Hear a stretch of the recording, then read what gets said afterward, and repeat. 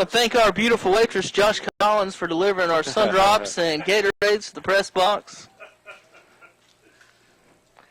Hey, if you're the only waitress in the at every stadium we go to, that makes you the prettiest, right? You said that right.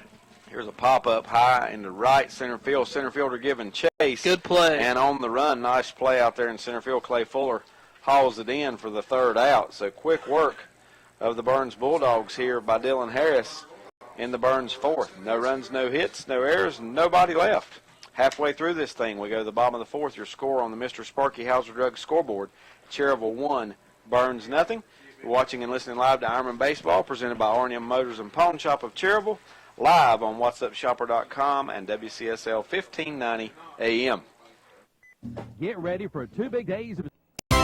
For complete auto repair, see Garen Sellers at Sellers Service Center on the Dallas-Cherryville Highway. Right now, they're offering alignments for only $29.95 with a purchase of 4 tires. But hurry, the offer ends soon. From tires and repair to inspections to alignment and custom rims, Sellers Service Center does it all. From AC repair to shock, struts, oil changes, and computerized balancing, Sellers Service Center does it all.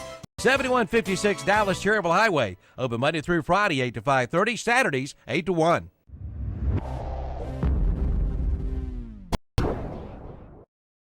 Hauser Drug Store on the corner in downtown Cherryville has been Cherryville's hometown pharmacy since 1935, and they know you by name. For durable medical equipment such as wheelchairs, oxygen, walkers, CPAPs and BiPAPs, lift chairs, and diabetic supplies too, like strips and lancets. Hauser Drug bills Medicare and most all private insurances. And does your pharmacy make home deliveries? Hauser Drug in Cherryville does. It's service after the sale. Good luck to Cherryville Ironman Sports from Hauser Drug.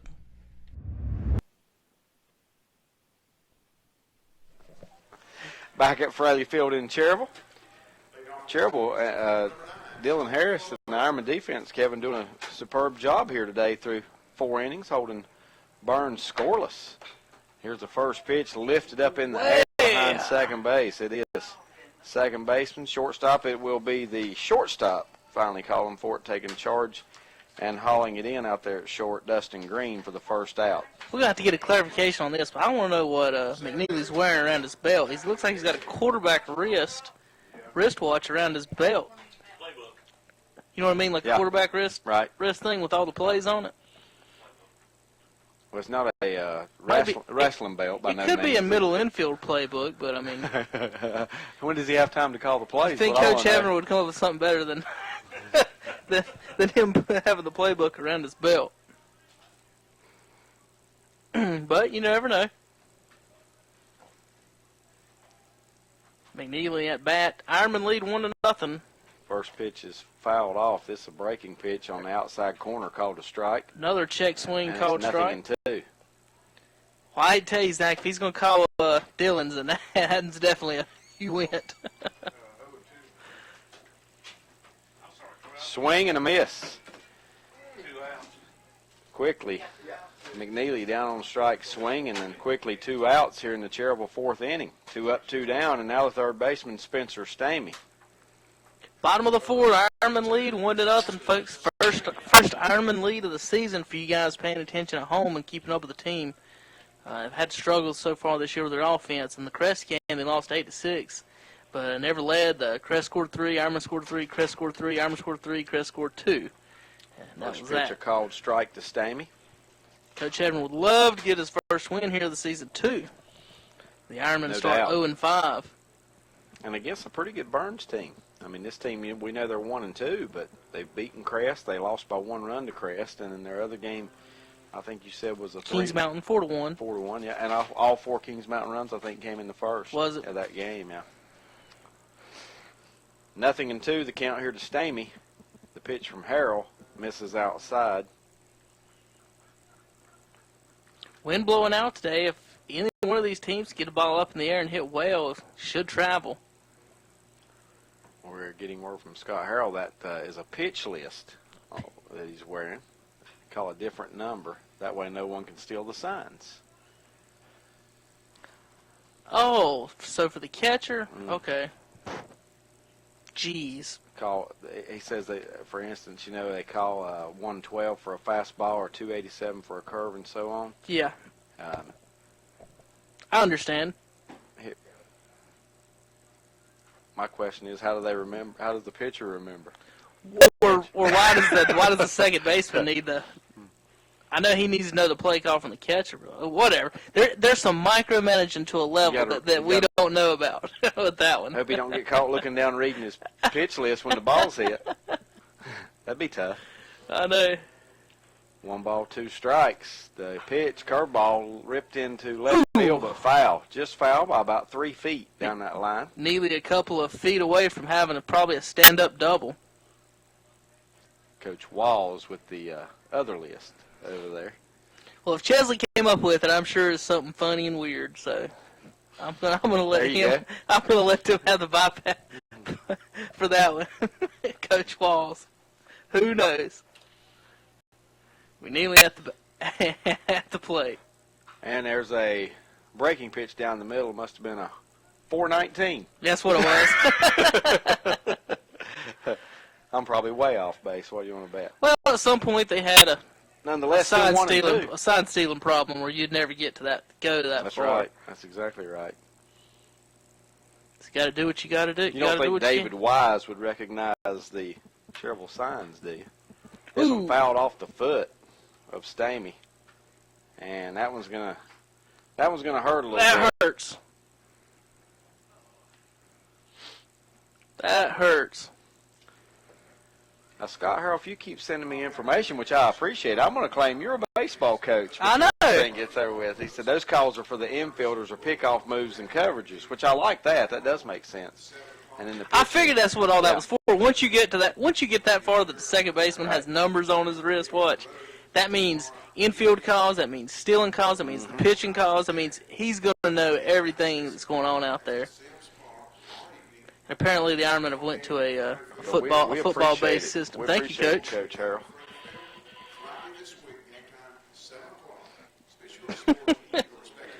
Oh, is he? Yeah, we've got Troy telling us that Coach Harrell is a baseball coach somewhat. Coaches his son's Little League team, I bet, yeah.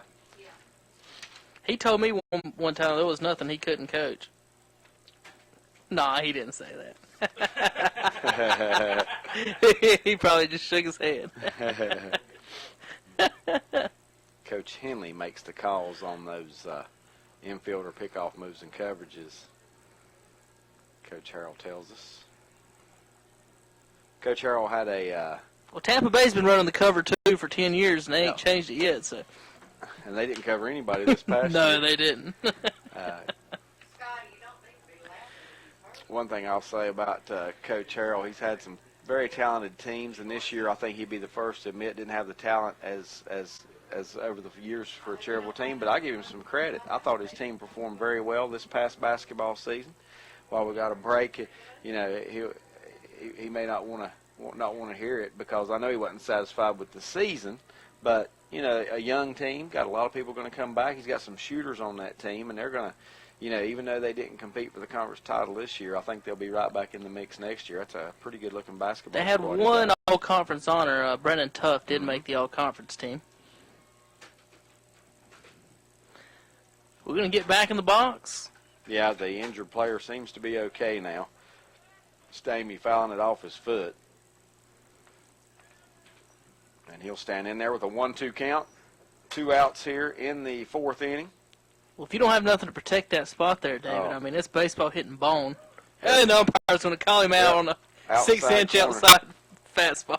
Tough break. Poor kid. Couldn't lean on his ankle to reach up there and slap it the other way.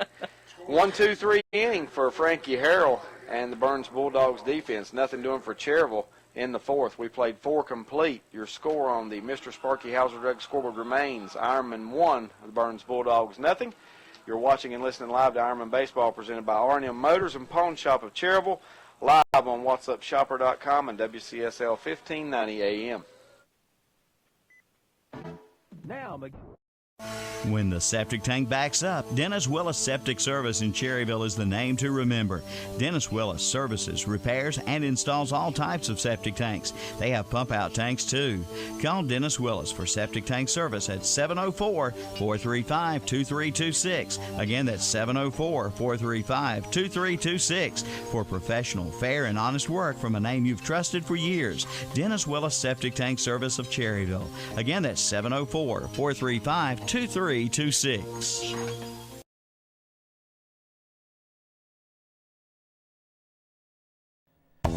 Get your prescriptions to go from Medical Center Pharmacy in Cherryville. Yes, delivery is now available. Look for the Medical Center delivery van in your area. Just call 704-435-3263 for your prescriptions to go.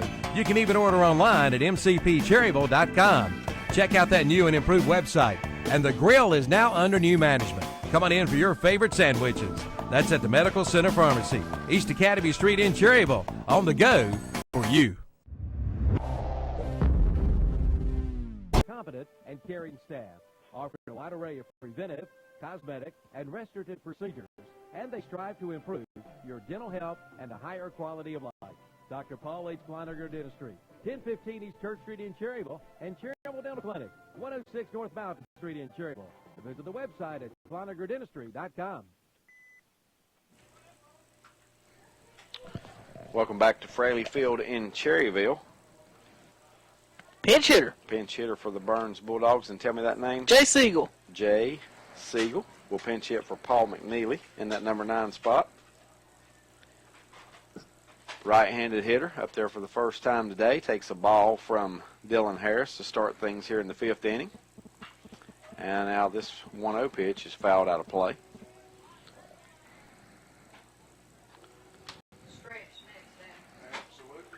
Cherryville trying to hang on here, get that first victory of the season. They lead it 1-0 here. Game moving along pretty good. We're 1-0 ball game, top of the 5th. As I say that, we'll have 19 walks this inning, but Leroy is here. Leroy Montgomery. Josh got a pretty picture of him. Don't forget, folks, after each game, 2-1's a strike. Our waiter, he walks around taking pictures during these games, so we also have photos. We also have photos during these games and some video that we post on Facebook the day after. So tomorrow afternoon, line drive to center field. Yeah, pretty well hit. Back. On the run, actually backpedaling, and Clay Fuller hauls it in for the first out. But that was maybe the hardest hit ball in the game, maybe by either team. Yes, it was. And it's a pinch hitter, Siegel, that flies out to center field for the first out. Well, we've had 2 doubles today that didn't even make it to the fence. So right. 2 stand-up doubles that didn't make it to the fence. And that was the hardest hit ball, and he's out. So now back to the top of the order, Tyler Richard, lefty, left-hander, 1 for 2 today. A leadoff single in the first inning, but was stranded at third. Scott Harrell says, let's give a big shout-out today to Hoover Quinn. He is watching online today for the first game he's seen in 2 years, getting to watch his grandson, Hunter Jackson, play. And he said he wants to thank his caregiver, Belle Quinn, his daughter, because she's got it on for him. She fixed it up for him. How about that? Well, good for him, and wish him the best. I want to thank you guys for tuning in. If you've missed it so far, just now tune in, Hoover. Hunter's been the star of this ball game so far, David. I'll tell you what, he's picked off 2 runners, and he's got the only run to give Cherryville their first and only lead of the 2012 season.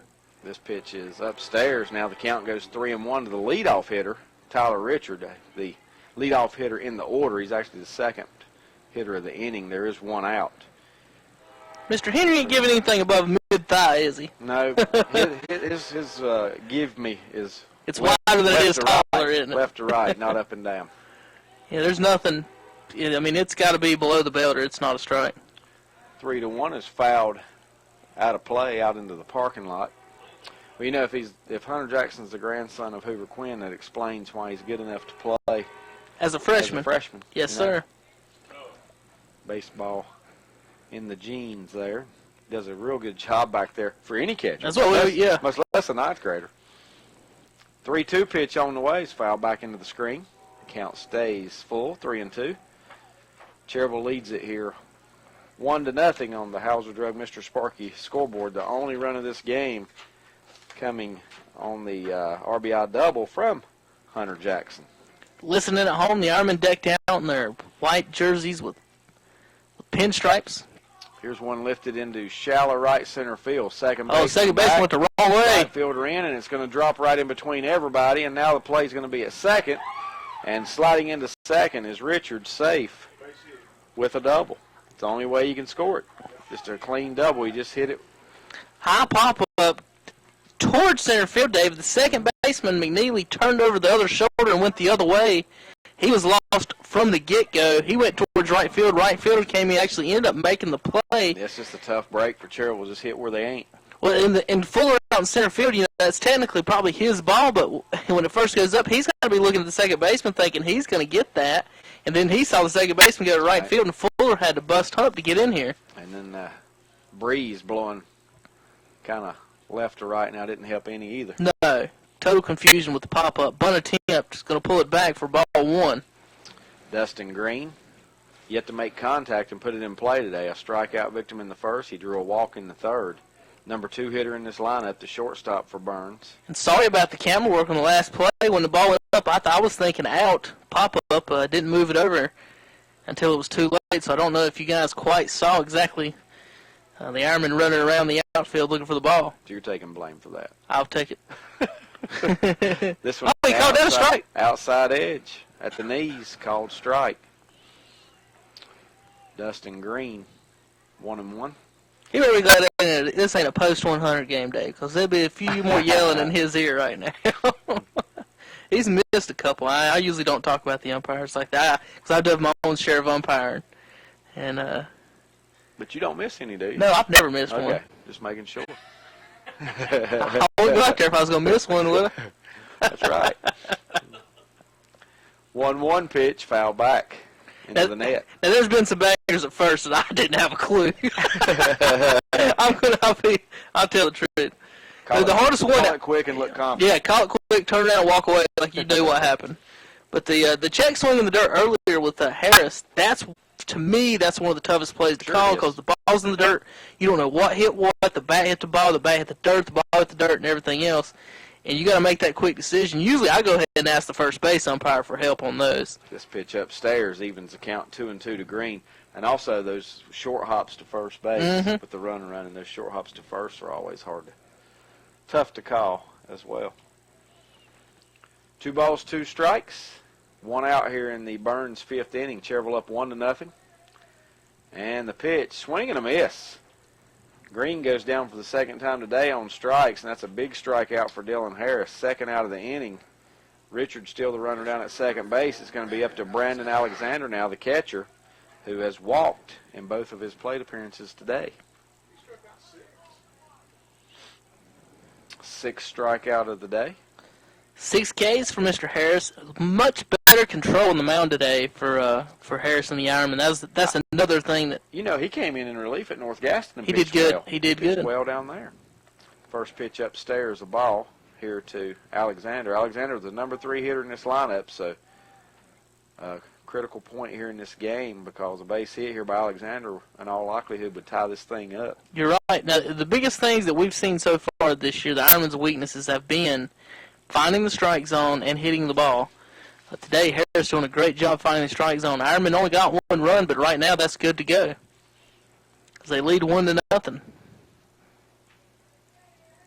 Here's the pitch to the plate, and that's on the inside corner for a strike. I'm sure Coach Heaven will take a victory no matter how many runs his team scores at this point. Yep.